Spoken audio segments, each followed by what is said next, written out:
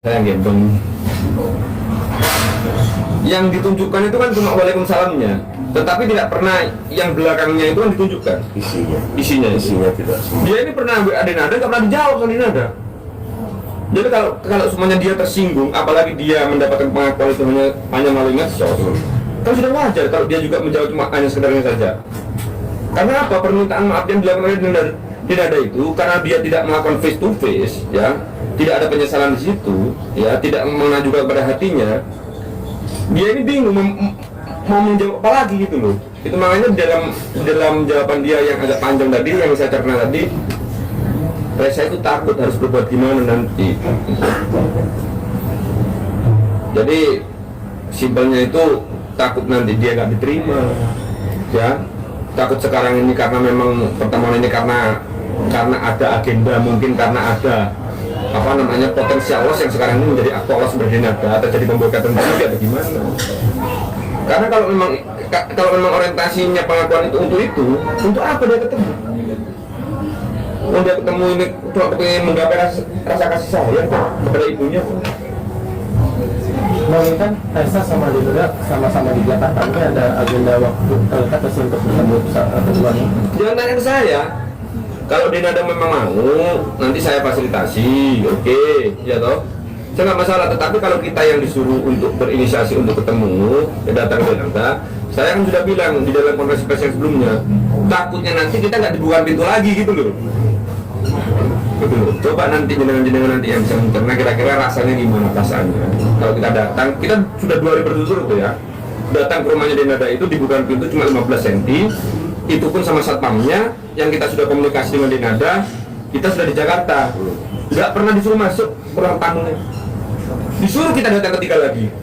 Kalau nanti ternyata tanggapannya sama, coba teman-teman netizen atau semuanya yang bisa menilai nanti gimana perasaan kita. Aman kita. Lanjut. Ada rencana itu kapan Bang? Mungkin ada rencana. Jangan tanya sama saya. Sudah nanti kalau memang Dinda nanti mungkin nanti akan saya jawab ya. Jadi Dinda itu kalau memang betul-betul nanti mau tanya, jangan tanya kepada Reza saja. Coba tanya ke saya lah. Nanti saya jawab. Insya Allah dia kalau mau tanya, kalau mau tahu nomor telepon bulan, Bisa nanti kita fasilitasi. gampang ada pula. Berarti alasan yang Jangan kan Dinda ada teman-teman pers saja sudah tahu, banyak yang tahu kan gitu. berarti alasan kemarin misalnya itu mungkin karena ada rasa ketakutan nantinya kedepannya akan seperti apa? Iya, takut. Jadi kan mereka bilang tidak sesuai dengan apa yang dibicarakan Reza pada tahun depan untuk ketemu itu pada mungkin Gimana?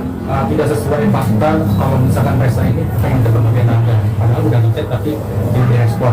Iya, bukan direspon. Sekarang bukan nggak direspon, dia sudah ngerespon. Panjang lebar. Makanya Dinda itu kan sebetulnya nggak usah ngechat, datang aja sudah, dia tahu kan gimana dia tinggal kan. Betul. Dia salah semua nanti karena chat-chatannya dia sebelumnya itu nggak pernah direspon sama Dinda. Itu makanya kalau semuanya teman-teman itu melakukan justifikasi bahwa sekarang ini malah dia yang salah karena nggak merespon, itu salah. Dia ini malah merespon pun takut karena dia nggak pernah, masih belum tanya ke saya. Jadi gimana ya, apa yang harus saya lakukan Nonang? Karena saya ini kan kakaknya kan, untuk yang paling tahu dia kan. Semuanya dia takut salah langkah, salah tanggap juga. Dia bingung juga sekarang ini harus manggil ibu tak manggil mbak lah. Soalnya di dalam catatan itu dia sudah bilang, dia terserah nanti nyamannya mau panggil apa. Itu pun aneh kan rasanya kan. Coba gimana rasanya?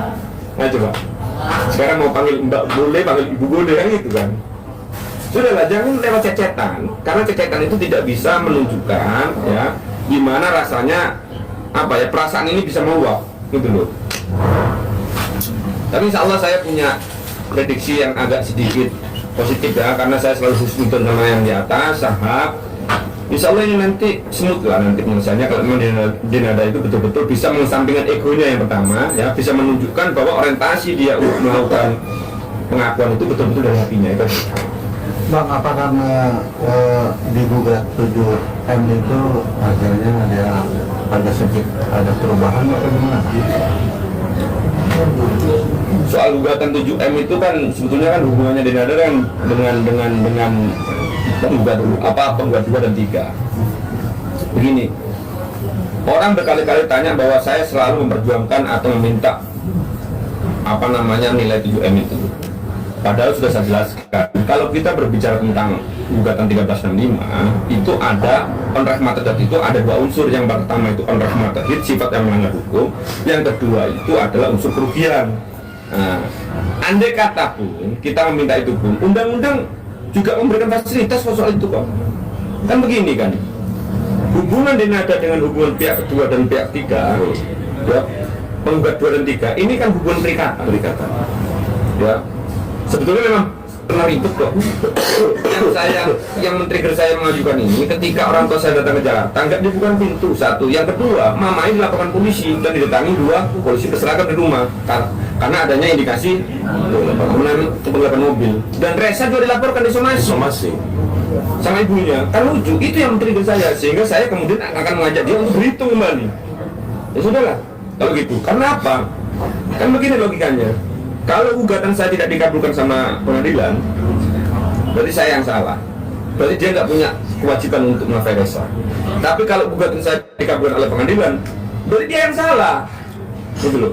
Sekarang saya tanya, siapa orang yang bisa menitipkan anaknya, ya, tanpa dia punya kewajiban untuk menafkahi anaknya? Siapa yang mau terima? Nah, meskipun pada hakikatnya bukan itu loh ya. Ini saya garis bawah ya. Hakikat awalnya bukan itu. Hakikat awalnya karena orientasi ibu saya yang sudah diinjak martabatnya, disuruh berdiri di pinggir trotoar selama 3,5 jam, 10 hari berturut-turut, tidak bukan pintu, itu aja. Lanjut. Soal isu Renanda itu memiliki anak, sempat ada statement yang bisa orang di media sosial itu gimana bang? Tapi sempat akhirnya ada yang klarifikasi kalau Renanda itu berdua. Wah, ini pertanyaan berbau dosa ini. Ya mohon maaf ya, saya juga tidak dalam kapasitas untuk menjawab itu. Ya tolonglah, kalau memang teman-teman sudah bisa melihat saya itu kan, saya kan sudah mulai awal kan saya kan sudah bilang, andai kata Mbak Dena itu sudah betul-betul menghadiri mediasi forum yang sudah disediakan oleh pengadilan yang begitu mulia, yang menutup perkara ini dan aib nggak terbuka, ya, kalau dia betul-betul hadir selesai masalah ini. Karena dia tidak hadir maka aib ini terbuka. Padahal orientasi saya bukan untuk membuka aib. Sekarang aib lagi yang datang semuanya, anak 3 semuanya. Ya kalau itu saya nggak punya kapasitas untuk menjawab lah, daripada nanti saya juga ketahuan dosa lah. Bang, Reza, kemarin pihak Renata mengatakan untuk ada gugatan yang direvisi oleh pihak Reza. Mungkin bisa jelasin nggak poin-poin apa aja yang dari? Enggak, sederhana. Karena ada penambahan kuasa hukum yang ada tim saya, yang satunya baru akhir masuk, yang namanya Mas Firdaus itu yang tidak tercantum dalam gugatan yang awal, yang sekarang ini harus dimasukkan, yang itu diributkan sama kuasa hukum Renata. Padahal itu nggak terlalu fundamental, nggak terlalu krusial bagi saya sebenarnya. Nggak apa-apa lah, kita turuti lah, nanti kita ajukan perubahan untuk itu aja, menambah itu aja. Berarti tidak ada poin-poin dari itu Nggak ada. sama dengan media. Nggak ada, hanya penambahan kuasa hukum. Nah, Reza, kemarin Iqbal juga mengatakan dia sudah sempat memberikan statement kalau sudahlah satu saja gugatannya, atau ini juga masalah ibu dan anak. Mungkin kamu menanggapi gimana? Dia nggak bisa menjawab, saya nggak bisa. Itu makanya agak sedikit mungkin ada ketidakmampuan ya kuasa hukumnya untuk mencegah gugatan saya. Kan saya kan sudah bilang prinsipal di dalam gugatan saya itu ada 3. Yang pertama itu Reza, yang kedua itu Mama Rate, yang ketiga itu Bapak Dino. Jadi kalau memang ada, karena ini hubungan antara anak dan ibu, itu kan masalah petitum yang pertama. Petitum yang kedua, dia sudah minta maaf nggak kepada Mama Rate sama Bapak Dino? Dia sudah mengakui salahnya nggak? Dia bertanggung jawab atas segala perbuatannya enggak? Kan itu belum. Sehingga kalau nanti ada teman-teman netizen atau kawan-kawan pers ini mau tanya relevansi untuk mencabut itu, ya kurang relevan. Berarti kan pengacaranya kan kurang mencerna kan gugatan saya itu apa, kan hitungnya kan itu aja. Nah, mungkin saat ini sampai saat ini Reza udah mencari ayat tanggungan.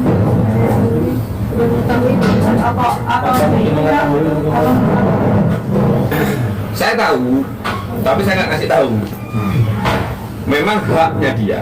Saya kan sudah bilang bahwa perluasan pasal 43 ayat 1 Undang-Undang Perkawinan itu juga dengan bapaknya, ya, sebatas itu bisa dibuktikan dengan ilmu pengetahuan dan teknologi. Tetapi kan pintu masuknya dia itu untuk mencari tahu siapa bapak saya kan lewat ibunya dulu. Kalau ibunya saja belum ketemu, gimana caranya? Ya tapi kalau saya bilang ya, kita manusia alamiah lah. Siapa yang nggak ingin tahu, kita biarkan, ya kan, dari siapa dan bapak kita siapa.